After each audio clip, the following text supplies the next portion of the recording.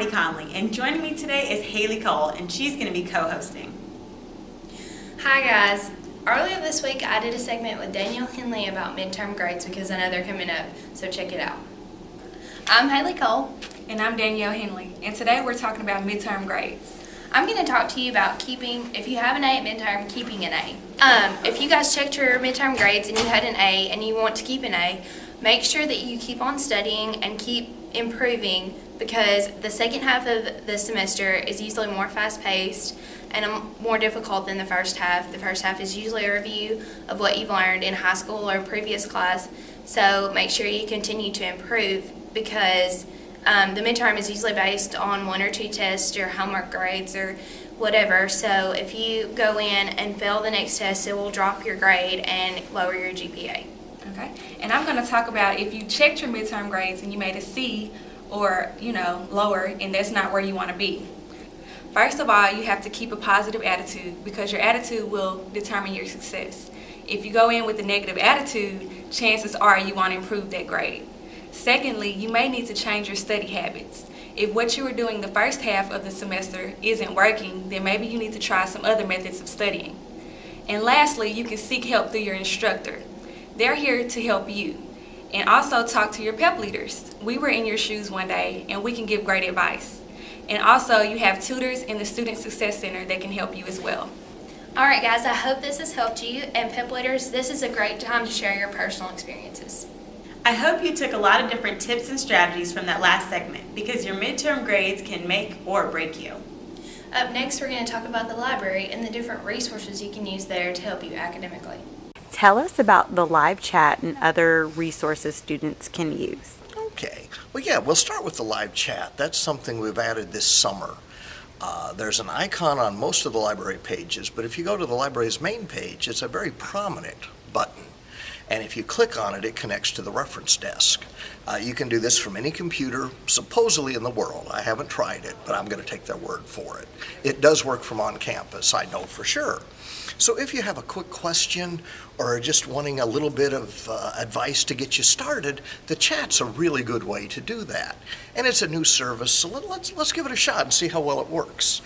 A service we've had for over a year now and has been very popular with the students is the Kick Machine. Let's walk over here. The Kick Machine is an overhead scanner. So rather than place books face down, you put them face up.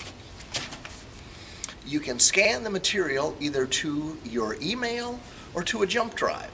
If you're not used to carrying a jump drive around with you, you might want to start. Keep one in your pocket, in your purse, whatever. They're very useful items when it comes to accessing electronic data. And one of the really great things about this machine, it is free. It doesn't cost anything to use. So instead of spending 8 cents for a copy or 10 cents for a print on the Pharos print system, free. A lot better deal. The last thing I want to mention quickly is we have a reference desk. We have, between the 3 reference librarians, over 100 years of experience helping students. Now that tells you 2 things. 1, we're old, but 2, we know a lot about accessing data. Come in, give us a try. Well, I hope you guys learned a lot from that video, and here are some things to remember. You can live chat with any of the librarians in the library if you need help. You can also use the Kick Machine, and if you still need more help, just locate any of the faculty and staff. They'll be ready and willing to help you. And right now, we're going to take a quick commercial break, and we'll be right back with more information for you.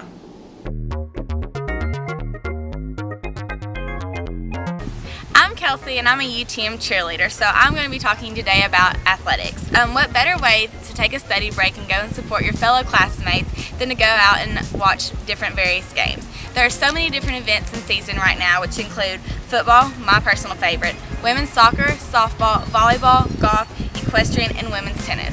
And soon basketball is about to start. You can go to these games during the weekday or on the weekend, so if you're busy during the week, you can go support on a Saturday. All you have to do to get to these games is bring your Skyhawk ID card, and so you can get in free, which is a personal plus for all college students. These events can be found posted on the UTM website under athletics, and they can also be found posted in the UC. So go out and support your Skyhawks. Joining a student organization can be a really good thing on campus, but we also have national honor societies. In order to join the Freshman Honor Society, you have to have the grades. Up next, we're going to give you some more information on Phi Eta Sigma. Phi Eta Sigma is a honor society that just got established on campus this last spring semester in 2010, and it is based on your freshman GPA. So as a freshman right now, if you do well your first semester or your second semester and make a 3.5 GPA, then you can become a member. You'll get a letter or an email from the organization asking you to be a part of UTM's chapter of Phi Eta Sigma. So all you have to do to become a member is pay a $40 one-time fee, and you'll be a member for a lifetime. So what Phi Eta Sigma does for you is that you can establish connections within campus and outside of connections, such as different conferences that Phi Eta Sigma has that are like national conferences that happen every 2 years. So you can go and meet new people from across the state, across the country, and make connections inside campus as well with your different teachers and administrators on campus that are involved in Phi Eta Sigma. So also it is a great resume builder, that it shows that you got involved your first year on campus at the University of Tennessee at Martin. So that's a major aspect. If you haven't found an organization that you enjoy or one that you feel a part of, then Phi Eta Sigma can be that organization for you your first semester or second semester of your freshman year. So Marty, what's going on with SGA and Freshmen Council? You know, I'm not really sure, Haley, but up next I talked to Sammy Linton, and he has more information on what's going on. So Freshman Council typically meets on the same weeks as Senate. They will be meeting at 9 p.m. in the legislative chamber, so if you want to drop by, please do.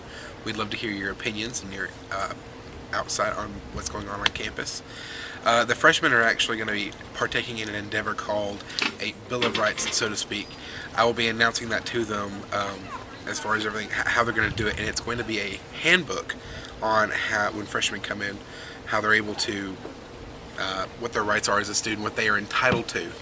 You are a student of UT Martin, so it's very important that you understand fully, if you've got an issue, what your rights are as a student. If you need to go to SGA with it, or if you just need to skip us all together and go straight to the top, what you're able to do.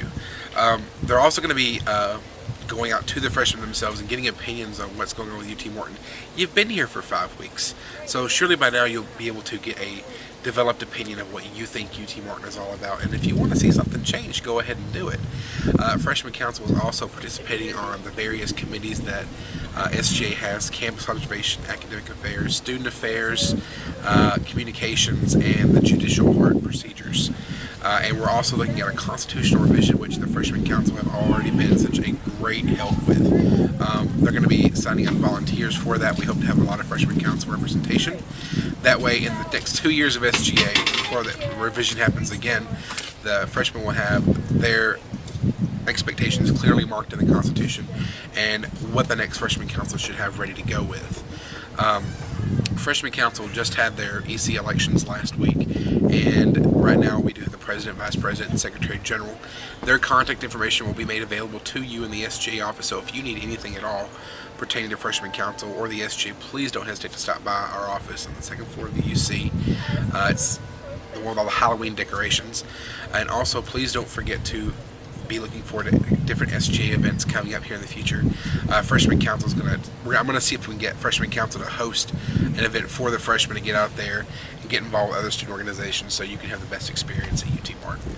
So last week was homecoming, and if you missed out on any of the activities, don't worry, because Justin Toddy and Justin Cochran have a recap for you. But before we go to the homecoming recap, we're going to take a quick commercial break. Hi, my name is Janessa Henderson. I'm the president of PAR, which is Peers Advocating Respectful Relationships. And we're doing a clothes drive, which started not too long ago, and it's going to end October 31st, but it could be pushed back to a later date to get more items. The clothes drive is for rape victims and domestic violence victims, and we need all types of clothes, hygiene items, and the boxes are located in Humanities, Gooch, the Sociology Building, and the Business Building. So this will be a good opportunity for you to help these victims get their lives back, because these victims don't have clothes sometimes, and they're just going from shelter to shelter, so they need clothes and hygiene items, and it'll make them feel better. So please come out and donate.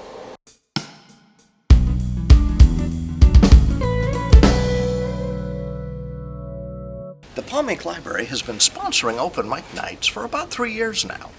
We have a core group of students who show up regularly and play. Very talented group. And the important thing is, we always have room for one more. So if you like to play, like to share your talent, come out. We'd love to see you and hear you.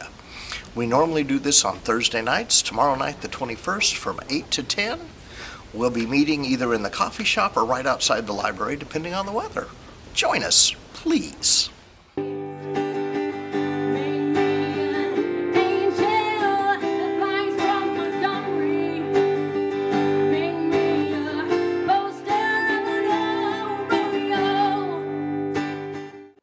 I'm Justin. And I'm Justin. We're going to talk to you a little bit about homecoming. I don't know if you guys made it out to any of the events, but it was an absolutely amazing week. So it was stressful, but completely worth it. I actually made it to a few of the events, one being rope pool. However, I didn't get to see the championships. How did those turn out? The rope pool, they were such good matches. First place fraternity division was Phi Sig. They came out this year and just can absolutely pool. They are a squad of rope pullers right there. And first place for the sorority division was Alpha Delta Pi.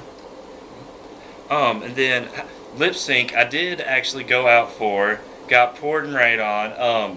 How did that go after it was rescheduled? I couldn't make it back. We finally got it rescheduled after everybody was completely soaking wet. We stood for probably about 30 to 45 minutes in the rain just to watch people stand around and pretend to sing. They weren't even singing.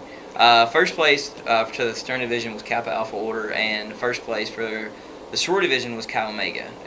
They were really funny shows. It was YouTube was the segment this year is what they did it on.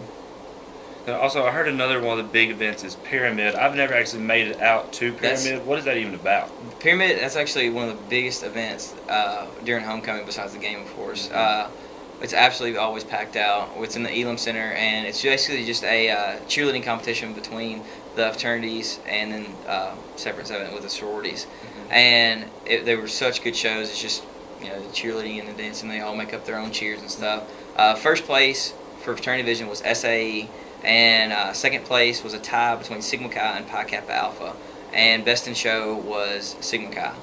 And then for the sorority division, first place was AO Pi, and second place and best in show was AD Pi. And there were such good shows. There was a lot. It was a very, very good competition this year. You were speaking of the game before that. How did that turn out? I was busy working, couldn't make it to win our homecoming game. Did you go to anything this week? Okay, well, we played EKU, and it was the first time we beat them since 1973, I believe. We've lost to them probably about 20 times, but it doesn't matter. It just matters who won the last time. That's us. And that was us. It was 10-7. And our guys, they came out and they just played some football. And then after the football game, I heard a lot of people talking about going to a step show. What was that all about? NPHC step show. Basically, the step-in is just, the beats, just dancing and making beats and stuff. And the first place fraternity for that was Phi Beta Sigma, and the first place sorority was Zeta Phi Beta. Well, sounds like homecoming is just packed with a lot of events. If you didn't come out and see it this year, be sure to come out next year and have a ball. It's always a good time. Well, I hope you guys learned a lot from this video, and I hope that you gained some good, helpful tips to take with you and use throughout the semester. Thanks for tuning in, and don't forget to tune in next week.